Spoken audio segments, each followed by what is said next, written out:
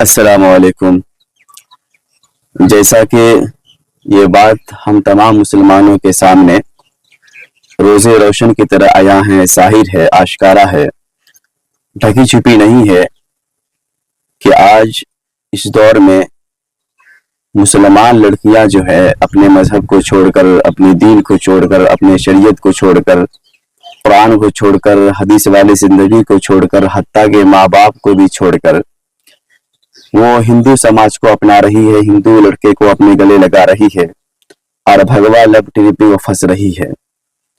हालांकि वो जानती है कि अगर हम अपने समाज को छोड़ देंगे, माँ बाप को छोड़ देंगे, तो हमारा अंजाम खैर नहीं होगा बल्कि गलत ही होगा। और हम लोग रोजाना अखबार में पढ़ते हैं, टीवी में देखते हैं, खबरें शाये होती है कि मुस्लिम लड़की से शादी करके उसका इस्तेहसाल करके उसकी इज्जत को लूट कर शादी के नाम पर उसको मार दिया जाता है, कत्ल गारत कर दी जाती है। लेकिन रोज बरोज ये खबरें बढ़ती जा रही है, आखिर ऐसा क्यों है?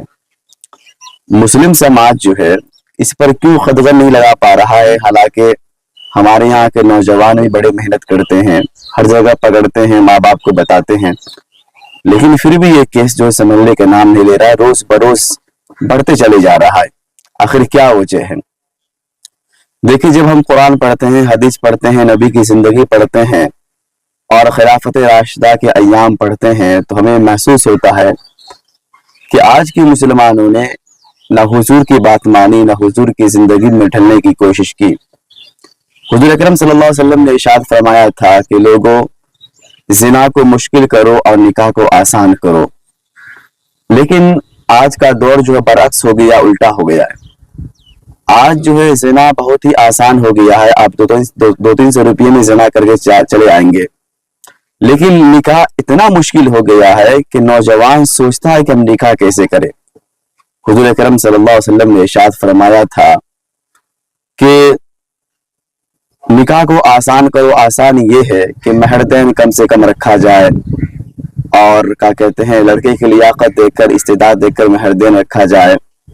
और हुजूर ने फरमाया था कि वलीमा अगर आपका दिल चाहे तो कीजिए, नहीं चाहे तो कोई बात नहीं है, ये कोई फर्ज और वाजिब तो नहीं है। लेकिन आज का आदमी समझता है अगर हम शादी करेंगे तो समाज का दबाव होगा और हमें वलीमा करने पड़ेंगे। मेरे भाई, वलीमा करना कोई जरूरी नहीं है, आप निकाह कर लीजिए और सीधी सादी मस्जिद में जाकर सादा वाली जिंदगी गुजार कर सादगी में जाकर मस्जिद में निकाह कीजिए। निकाह करने से पहले न जाने आप कितने रस्म और रवाज करते हैं, कितना पैसा जाय कर देते हैं, जो कि शरीयत से कोई ताल्लुक नहीं रखता है। पहली बात है। दूसरी बात यह है कि आज का नौजवान न जाने किस ख्याल में महव है, गुम है कि हम अपने पांव पे खड़े होंगे तब जाकर शादी करेंगे, और इस चक्कर में आदमी का उम्र भी गुजर जाता है। हुजूर अकरम सल्लल्लाहु अलैहि वसल्लम ने अपनी जिंदगी में पहली जो शादी की थी वो 25 साल की उम्र में की थी।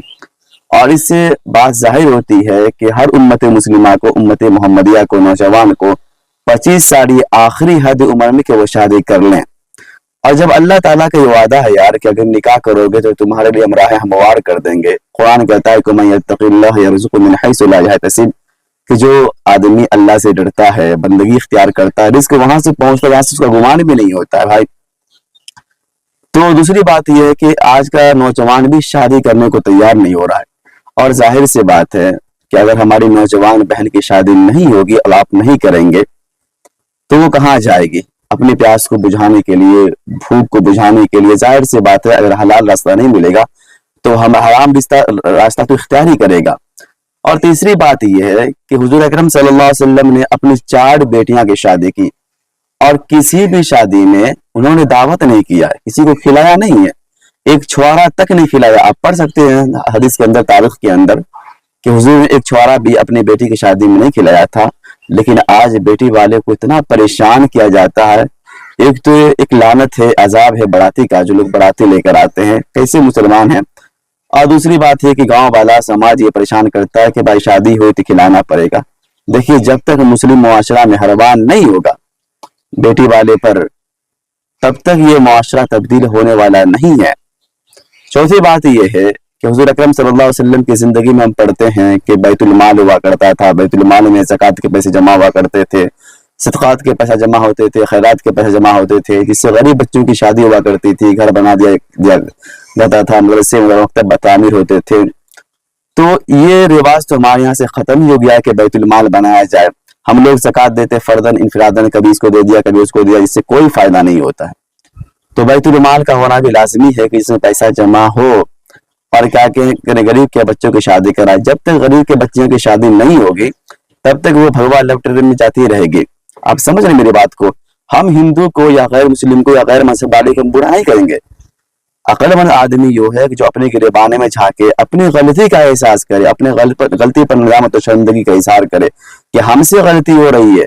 ارے وہ لوگ تو بددین ہے، اس کا دین سے کوئی تعلق نہیں، اللہ سے کوئی تعلق نہیں، قبر و حشر سے اس کا تعلق نہیں ہے. ان کو کیا لینا ہے؟ بس یہ زندگی ہے، کلوا واشربوا ہنیئا بما اسلفتم فی الایام الخالیہ. یہ تو قرآن پاک میں ایمان والوں کے لیے کہ یہاں پر کھاؤ پیو جو تم نے زندگی میں نیک کام کیے تھے دنیا میں. سمجھ رہے؟ دنیا سجن المؤمن جنت الکافر. تو دنیا تو مسلمان کے لیے قید خانہ، کافر کے لیے جنت ہے. ان کے لیے جنت ہے تو جنت والے راستے اس کے لیے تو استوار ہوئیں گے ہی ہوئیں گے. وہ تو غلط کام اختیار کریں گے. لیکن ہم مسلمان اللہ کے ماننے والے ہیں، شریعت کے ماننے والے ہیں.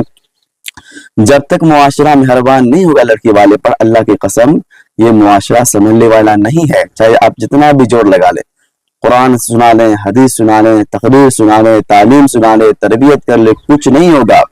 دیکھیے جب بھوک لگتی ہے نا تو کھانے کی ضرورت پڑتی ہے. اگر آپ کو بھوک لگے ہو اور ہم آپ کو کہہ دیں کہ بھائی آپ اگر ابھی روزہ رکھ لیجئے گا یا روزہ کی نیت کر لیجئے گا تو آپ کو جنت بھی یہ ملے گا وہ ملے گا، تو آپ ہم کو ماریے گا، مارنے اٹھ جائیں گے میرے بھائی. دیکھیے نفسانی خواہشات جب برانگیختہ ہوتا ہے نا تو پھر حرام اور حلال نہیں دیکھتا ہے. اس میں ہماری غلطی ہے، آپ کی غلطی ہے. اگر ہر نوجوان یہ ہمت کر لے، یہ ارادہ کر لے، قصد کر لے کہ ہم اپنی نوجوان لڑکی جو مسلم معاشرے میں ہو رہی ہے، اگر ہمارے رشتے مناسب ہیں تو کر لیں. اب وہ دور ختم ہو گیا کہ ہم اپنے لیول میں شادی کریں. اگر آپ لیول میں شادی ڈھونڈیں گے، اللہ کی قسم یا تو آپ کمارے رہ جائیں گے، زندگی خراب ہو جائے گی، یا بچے کی زندگی ختم ہو جائے گی. اب ختم ہو رہی ہے. اگر آپ کے دل میں رحمت نہیں آئے گا، محبت نہیں ہوگی، تو پھر یہ مسلم معاشرہ سنورنے والے نہیں ہیں میرے بھائی. اللہ کے سامنے کھڑا ہونا ہے، ان کو منہ دکھانے اپنے. اسی لیے میں آپ سے گزارش کرتا ہوں کہ مسلم معاشرے کو آسان بنایا جائے. آسان بنانے کی ہمت کیجیے. ہر آدمی بولیے کہ بھائی آپ جہیز کیوں لے رہے ہو، تلک کیوں لے رہے ہو، نقد پیسہ کیوں لے رہے ہو، جہیز کے مانگ تانگ کیوں کر رہے ہو. غریب بچے کے لیے صورت اور آسانیاں پیدا کیجیے.